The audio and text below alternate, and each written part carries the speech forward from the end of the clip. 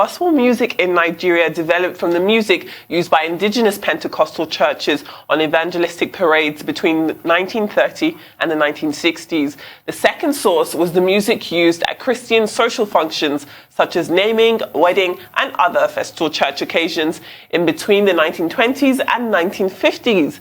The third antecedent was the Christian music performed by missionary school bands during the colonial era. Teachers who were talented musically and had learned how to play some musical instruments. That was the era in which Nigerians wrote very beautiful Handelian counterpoints, but in Nigerian languages. It was also the period when people collected Nigerian folk songs and arranged them for choral stage and even modified them and used the tunes for worship. That was the trend that really developed into what we call the gospel music of Nigeria. Well, to discuss the growth and development of gospel music in Nigeria is Ada Ehi, a Nigerian-born international gospel singer. A very good morning to you, Ada. Thank you for joining us. Myself and Kachi have been looking forward to this portion of the show. We have. Good morning. Good morning. We're glad that you've come to join us here. If we were to start with your personal journey, before we start to look at gospel music and Nigeria, I wonder if many people would know that you yourself are a child star. You've been in the game since you were as young as 10, is that correct? Yeah, I wasn't a child star. I was a backup singer for a child star. Uh-huh. Yeah, you're still a star. I mean, potato, the same thing. Tell us about your journey in gospel music. Was it always gospel music for you, or is it something that you found later on in your career? Yeah, it has always been Christian music for me. From the very beginning, I always had Christian music at the core of everything I was doing. Lovely. Yes, please. Amazing. So you've put out a lot of beautiful songs, and I'm sure for you, would you say your career really kicked off when you put out Only You? Did you expect that song to just blow as much as it did? How did it feel knowing that it had just reached such huge heights, and that was really when everybody was like, oh my goodness, who is this person? Mm-hmm. Oh, well, I wasn't expecting it, honestly. The song Only You, Jesus, I wasn't expecting, like how you just do a song, like a personal song. You just make a song, you have a song and you sing it.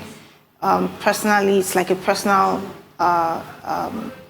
it was very instrumental, in my spiritual life and a phase of my life. So when it became like an anthem, it was very humbling. And I mean, you never get used to seeing or realizing that a song you record in the privacy of your house or of your worship becomes everyone's worship sound. Yeah, so it was very humbling and very, very encouraging for me.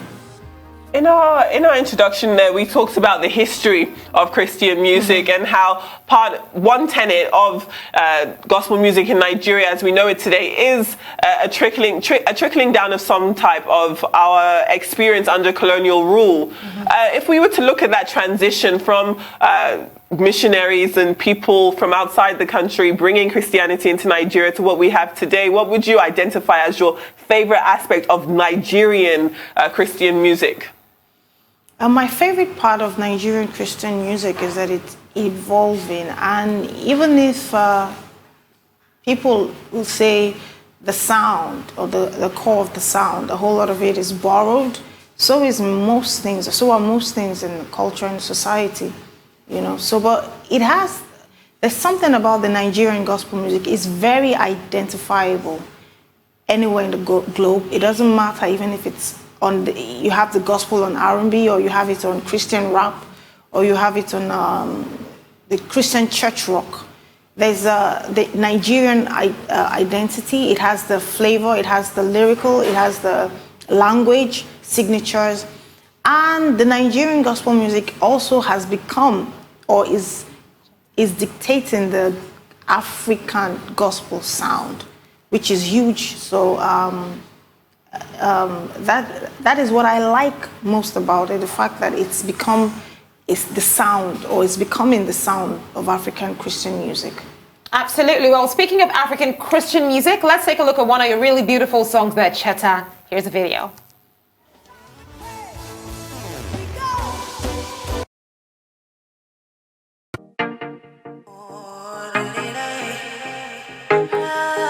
I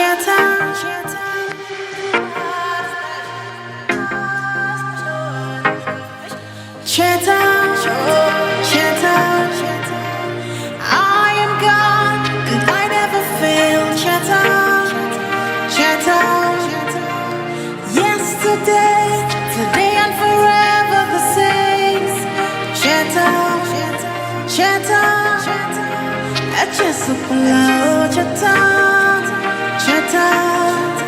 Remember.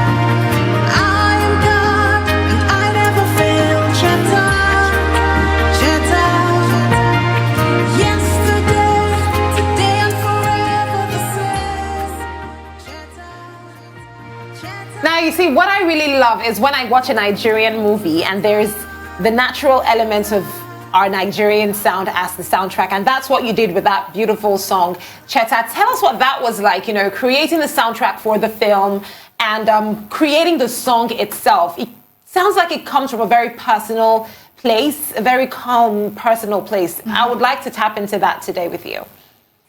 Most of my music, or if not all of my music, it comes from a very personal place. And I actually made a short film for the song, Cheta. So the music video is off the short film for Cheta. So Cheta means remember. And it's a song, it's like a love letter from the Lord to people, to his people, that I am God and I never fail. So as you walk through life and as you face all the challenges, you must remember, you never forget that I am God and I never fail. That's what the song is saying. That's amazing. That's really, really amazing. Now, you see, I notice a lot of times when we speak about gospel music and gospel artists, the message is, you know, it's positive. You know, believe in God, trust God, you know, put your faith in him. This is what he did for me and this is what he can do for you too. Mm. But one thing I would like to know from you, Adaihi, is I'm sure it happens with every Christian, one moment where you were completely down and it just wasn't working. You weren't seeing the love, you weren't seeing the, you know, you weren't seeing that fire, you weren't seeing the support, you weren't feeling it either. It was like, what is going on? Have you ever been there? And if you have, would you mind telling us about that moment? Because I think it's really going to inspire a lot of people. You know, like every day, it's like every day comes with a new challenge. So, and every day comes with a new question. And that's why a song like Cheta comes in, because it's just saying, remember.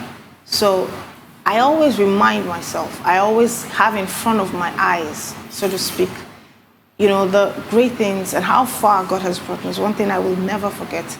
How far is far? How far God has brought me, how far is that I'm alive today is a testimony.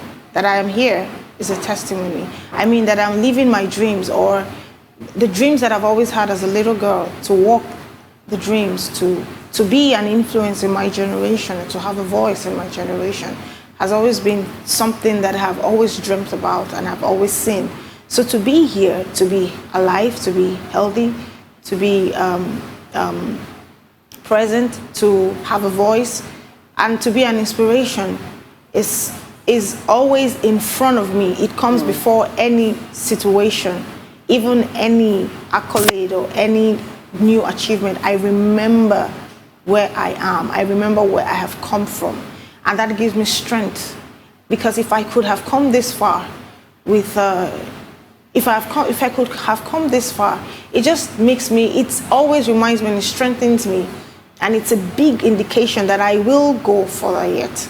So that is what I will say to everyone. If you have come this far, you will finish well.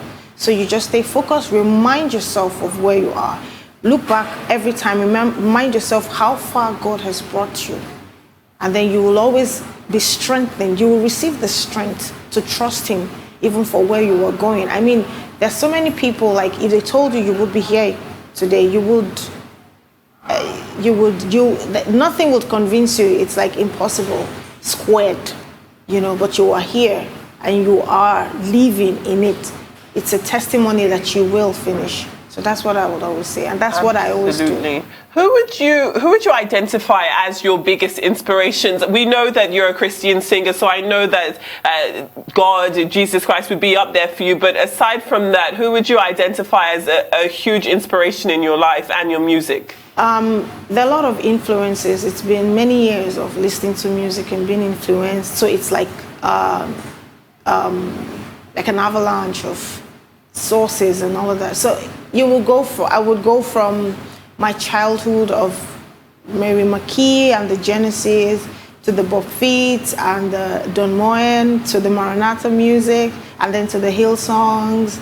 And then you have a whole lot of Christian influence, good Christian music creators. Like you have the Elevation Worship, you will have the Kirk Franklin, and in Nigeria you would have Sinach, Frank, quite a lot of them. So I'm inspired by people who make good music. So, and it's been a period, so it's been like phases and all of that. Amazing. Well, speaking of people who inspire your music, I think that some of these artists put together some of the most amazing concerts ever. Speaking of concerts, you recently had one. Before we talk about that, let's take a look at how it all went down.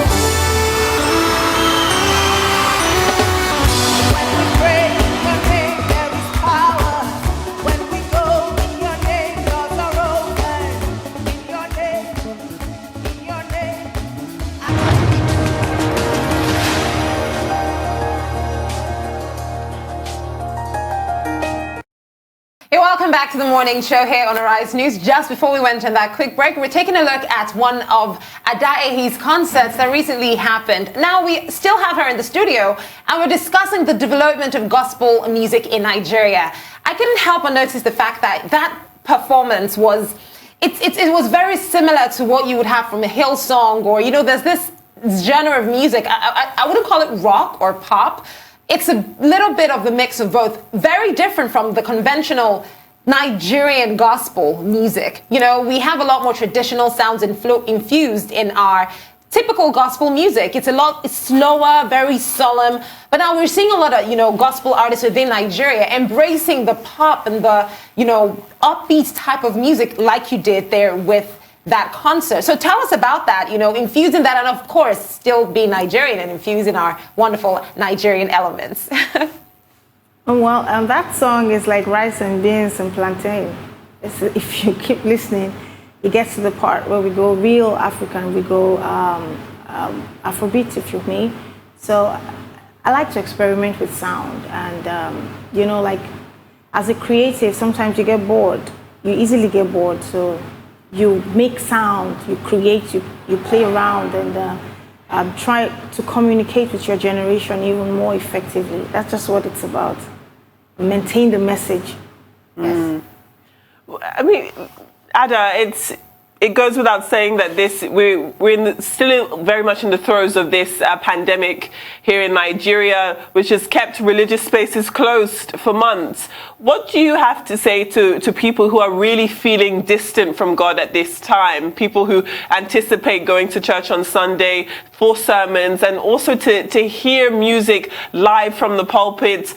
What do you have to say to them in terms of support for this time? Because I'd imagine there are many Christians who are feeling far from God at a time like this.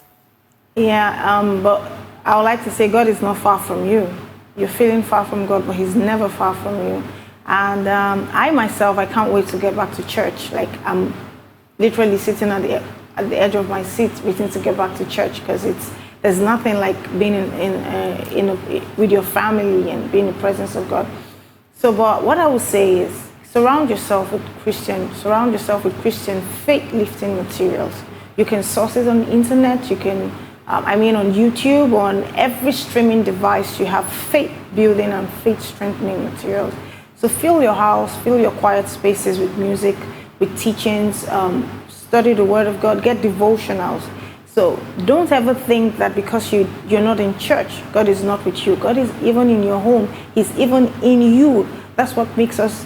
That's the New Testament. Christ in us, the Bible says, the hope of glory. So you're not disadvantaged because you're not going to church. You actually carry the greater one with you everywhere you go. So source the materials, speak to God, because He's always listening and He's been speaking to you. Interesting. Now, Ajayi, a lot of artists recently have spoken about the nature of record label issues within, Nigerian music industry. Label, contractual problems. How would you define your own style of music in terms of a record label pushing your sound? I think at the very core of it, it's a song that can't fly, can't be pushed. So. We need to, first of all, as musicians, we need to make music that can fly. So record labels are very, very instrumental and very necessary for organization, for structure, because beyond the stage, there is an industry. And as an artist, you cannot effectively record music, perform music, make videos, create content, and at the same time, ply the route of promoting yourself, pushing yourself, sourcing platforms and all of that. So record labels are here to stay, and they are very necessary. But then the right one is the next question. You need a lawyer, you need a good lawyer. You cannot overemphasize that, you need someone who understands you to watch your back. So record labels are here. We have a lot of thriving Christian record labels. We have a lot of thriving mainstream record labels also. As the case may be, but it's something that cannot be taken away from the industry. As long as there's an industry, it must be structured, and that's where labels come in. It needs more structure. Do you individually, do you feel supported as an artist in this space? For at least 3 to 4 weeks now, on the Weekend Morning Show, we've had representatives from different areas of the music industry. And so we're really happy to have you represent the gospel side of music. And while you've already said that there are thriving music labels, do you feel as though there are many thriving gospel artists? Of course. A whole lot of them. Like Christian music, it's about the message.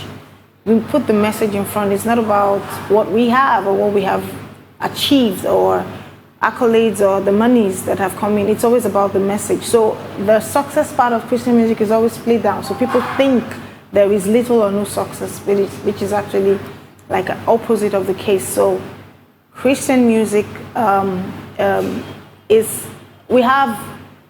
I think people should just, if you don't know that a successful Christian artist, check out the numbers. They say numbers don't lie. the numbers will do all the talking. No, definitely, we do agree that there are a lot of successful and thriving artists within Nigeria. Now, let's look at your personal life. What would you say, your favorite memory of this entire industry? Maybe an experience with a fan, one moment that really touched you and made you understand this is what you're supposed to be doing right now. Would you share? Yeah, like several. I can't pick one. Well, you just try. There are several. I would remember Cameroon, Douala, Cameroon. I was live, and it was this year. It was outdoor. Was it this year or last year?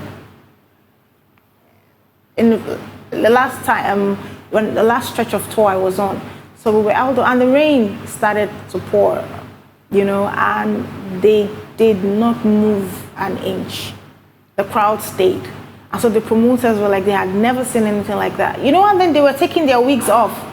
The ladies, it was like, it's you and us in the rain, so, and then singing along word for word to the music in the rain. The chairs went up, and then after a while they ditched the chairs and we were just together in the rain. That moment I will never forget. I will never forget. Ada, what's next for you? For your music career, what can we expect to hear from you next? A whole lot. Like I said, I'm a creative, so I get bored, I experiment. So I'm working on new experiments. So are we expecting an album from this experiment? Sure. Yeah. Yes, we're expecting an album. So can we get a name? What exactly can we expect from the experiment on the album? I wouldn't say the name of the album, but we're expecting an album this year. Yes. Amazing. Well, Adaehi, while we're looking forward to that album coming soon from you, let's throw over to one of your amazing music videos as well, this time for Only You. Stay with us.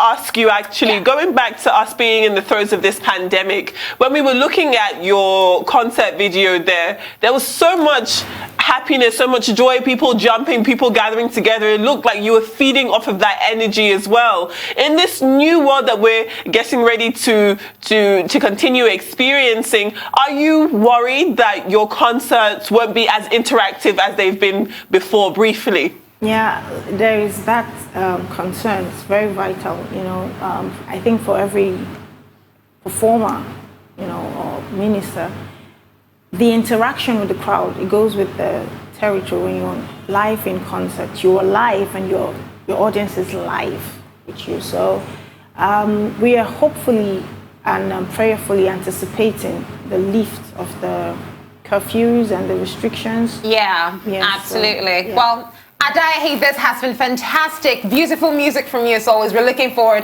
to that experiment album that you said you'll be giving us very, very soon. Thank you for joining us.